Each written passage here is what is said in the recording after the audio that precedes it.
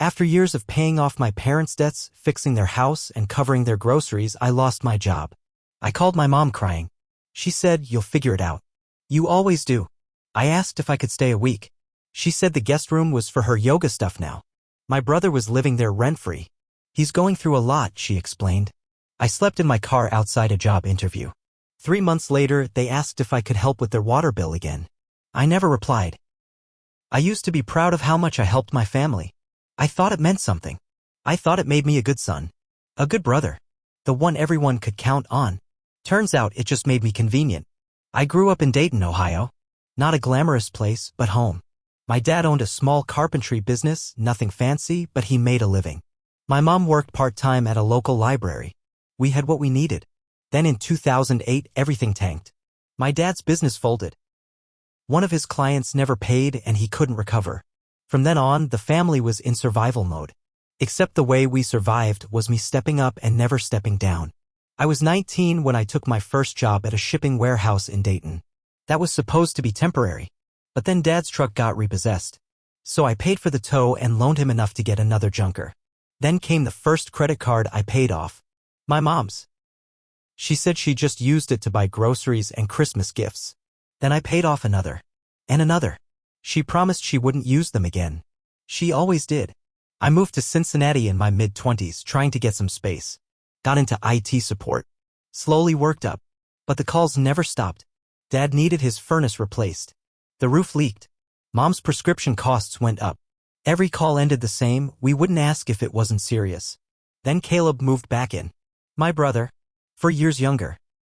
Always trying to find his path. He never kept a job longer than 6 months. He said it was his anxiety. Or his bad knees. Or toxic bosses. Whatever the excuse, he ended up back at the house. Mom said it was temporary. That was 6 years ago. He's never paid rent. Doesn't help with bills? Doesn't clean. I paid for their new water heater the year he moved back. A year after that, I covered the first missed mortgage payment. I spent over $6,000 that year alone on their house. I was tired. But I didn't stop. Because I was the one who had it together. The reliable one. Then in January, I lost my job. 8 years at the same company. I managed a small team. It was a solid gig. But tech layoffs hit us hard. They called me in at 9:30 a.m. and told me my position was being phased out. No warning. No severance. I sat in my car in the parking lot and stared at the steering wheel for maybe an hour. Then I broke. I cried like a kid. I didn't know what to do. I had less than $700 in my account. Most of my savings had gone to paying off my parents' credit cards again. I didn't want to call my mom. But I didn't know who else to turn to. I just needed a place to crash for a week or two. Somewhere safe to regroup. So I called her. Told her everything. I tried not to sound desperate, but I probably did. She was quiet at first. Then she said it. "You'll figure it out. You always do." That was it. "No, I'm so sorry. No, come home." I asked her if I could stay in the guest room. She hesitated. "Oh, that room's full. I'm using it for my yoga stuff now." Her yoga stuff. I asked about Caleb. "He's going through a lot," she said. "I don't want to disrupt his process." I sat there in silence. I wasn't even angry yet. I was just numb. She said maybe I could check with a friend. So I slept in my car that night. Parked behind a strip mall. It was below freezing. I had one blanket. The next morning, I had an interview with a temp agency. I brushed my teeth in a gas station. Wiped off with paper towels in their restroom. Ironed my shirt on my car hood using the engine heat. I didn't get the job. For 3 months, I floated. I sold half my stuff. My TV. My guitar. My microwave. I lived off instant noodles and vending machine granola bars. I applied for anything, help desk jobs, security guard shifts, grocery stocker roles. Anything that paid. Eventually, I got a part-time IT job. Low pay. But something. Then, 3 months after the worst phone call of my life, I got a text. From my mom. "Hi honey. Hope you're doing okay. Our water bill is really high this month. Could you help out? Love you." I stared at it for 10 minutes. I didn't reply. I didn't even say no. I just let the silence speak for me. After I didn't respond to her text, my phone stayed quiet for 2 days. Then she called. I didn't answer. She left a voicemail. Her voice was light, almost fake cheerful. "Just checking in. No pressure about the bill, I know you're busy. Love you. Busy? I was working 28 hours a week at a help desk job that barely covered rent on the shoebox apartment I'd moved into after 3 weeks of sleeping in my car. Busy wasn't the word. I was drowning. I didn't call back. A week later, Caleb texted me. First time I'd heard from him in over a year. It just said, "Mom's really upset. She thinks you're mad at her." I didn't reply to him either. Then the real guilt trip started. A mutual family friend, Donna, who used to babysit us, called me out of the blue. She told me she'd seen my mom at church and she seemed so worried about me. Said I wasn't acting like myself. Said she missed her son. I almost laughed. I told Donna the truth. About how I'd called crying and was told the guest room was taken by yoga mats. About how my brother still hadn't worked a real job in 6 years. About how I was treated like a broken ATM. Donna went quiet. Then she said, "I'm sorry, sweetie. I didn't know." A few days later, my mom called again. This time I picked up. She didn't ask how I was. She went straight into it. "Are you punishing me?" I didn't say anything. "You're ignoring me. It's not like you. You're acting distant." I let out a small laugh. Couldn't help it. "Distant," I said. "You made me sleep in my car. Caleb has your guest room and I wasn't even worth a blanket on the floor. You know Caleb's sensitive. I was unemployed. Homeless. But your yoga stuff needed its own room." There was a pause. Then her voice changed. Tight. Cold. "Well, excuse me for not being perfect." Then she hung up. That was when something clicked inside me. All these years I thought I was helping. But I was enabling. I was the safety net that let everyone else keep failing. I made their bad choices painless. And the second I needed help, they dropped me. I started pulling away for real after that. I blocked Caleb. I stopped answering family calls. I didn't even tell them when I got a new full-time job 6 months later. Better pay than the old one. Not amazing, but steady. A year passed. Then my mom showed up. Not a call. Not a text. She knocked on my apartment door. I'd moved again by then. Nicer place, still in Cincinnati. She must have gotten the address from an old piece of mail or Donna. I opened the door and there she was. Thinner. Hair dyed a lighter blonde. She smiled like nothing had ever happened. "Hi, honey. I was in town and thought I'd stop by." I just stood there.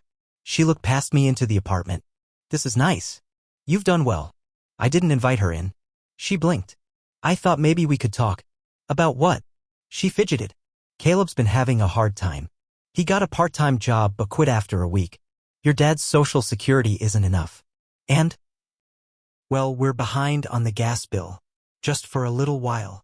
She looked at me with those soft, fake sad eyes she used to use when she wanted money. "You've always been the strong one," she said. That line set something off in me. I stepped outside, closed the door behind me and said, "I'm not your backup plan anymore." Her smile dropped. "I'm serious," I said. "I'm done. I have a life. You chose yoga mats over me. You chose Caleb over everything. So ask him for the gas bill." "You're being cruel." "No," I said. "Cruel is watching your kid go homeless and doing nothing." She stared at me for a long second, then turned and walked away. She hasn't spoken to me since. But the story doesn't end there. Because 2 months ago, I got a call from a bank. My parents' house was facing foreclosure. They'd listed me as an emergency contact. I didn't answer the bank's call the first time. Or the second. But they kept leaving voicemails, all polite and official, asking me to confirm some information since I was listed as the emergency contact on the mortgage. They didn't say it out loud, but I could read between the lines. The house was circling the drain and they were hoping I'd swoop in. That old familiar weight started creeping back in, the pressure, the guilt. I almost picked up the phone. Almost. But then I remembered that night in the car, shaking under one blanket in January while my mom did yoga 3 rooms away. So I didn't call them back. I thought maybe that would be it. But a week later, I got a Facebook message from my cousin Rachel. "Hey, just a heads up, your mom posted a GoFundMe. Says they're about to lose the house. I thought you should know before people start asking questions." I found the link. The title was in all caps, "Please help US save our family home." The description made me sick. It said they were on the brink of losing everything. That the stress of supporting a disabled adult son, Caleb, and the loss of family income due to unforeseen circumstances had brought them to the edge. It talked about years of hardship, about how they had no one else to turn to. No mention of me. No mention of the thousands of dollars I'd poured into that house. No mention of the son who'd gone homeless while they protected the one who hadn't worked a full week in half a decade. People were donating. Neighbors. Old church friends. Even people I hadn't heard from since high school were sharing the link with captions like, "They've always been such a kind family," or "They helped others for years, now it's our turn." Kind? Helpful? I felt like I was going to explode. But what really got me, what finally pushed me over, was the update they posted 2 days later. It had a picture of the house with a caption underneath. "We raised $4,200 so far, but we're still short. Our oldest son isn't able to help right now. He's going through some things." Like I was the problem. Like I was the burden. I wasn't angry anymore. I was done being angry. I was planning. I started making phone calls. Quiet ones. I called a lawyer friend just to understand the situation better. I wasn't listed on the mortgage, thankfully. I had no legal responsibility. But I was listed on 2 old bank accounts. Ones I'd used to funnel money to them for emergencies. That gave me access I'd forgotten about. Not to the money, there wasn't any, but to the records. I downloaded everything. 12 years worth of transactions. My money, their spending. I found the Amazon orders. The new recliner they bought the same month I paid their water bill. The DoorDash receipts. The payments to Caleb's life coach. I took screenshots of everything. Then I wrote a post. Not on Facebook. Not yet. I needed to be careful. But I started writing the truth down. Every payment. Every excuse. Every betrayal. Kept it cold. Calm. Just facts and dates and receipts. I didn't make it emotional. Not yet. Because I knew what was coming. 3 weeks later, they hit their GoFundMe goal. And they emailed me. Not a call. Not a text. An email. Subject line. "Let's talk." I opened it. It was from my mom.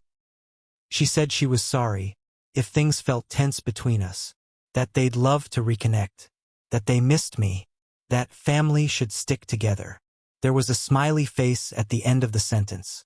I stared at it for a long time. Then I started typing. I stared at that email for almost an hour. Family should stick together. After everything they did. After the silence when I needed help. After making me sleep in my car. After turning me into a wallet with a pulse. After the GoFundMe lie. Now they wanted to reconnect. So I sent my reply. It was one line. "Thanks for writing. I'm not interested in being part of this family anymore." No anger. No argument. Just truth.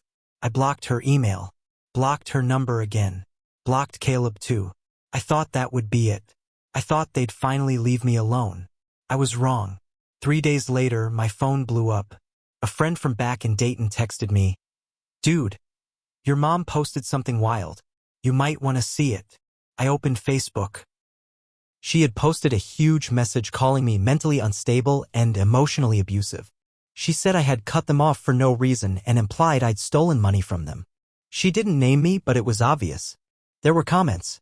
"Aunts. Old neighbors. Praying for you. You don't deserve this. Some kids forget who raised them."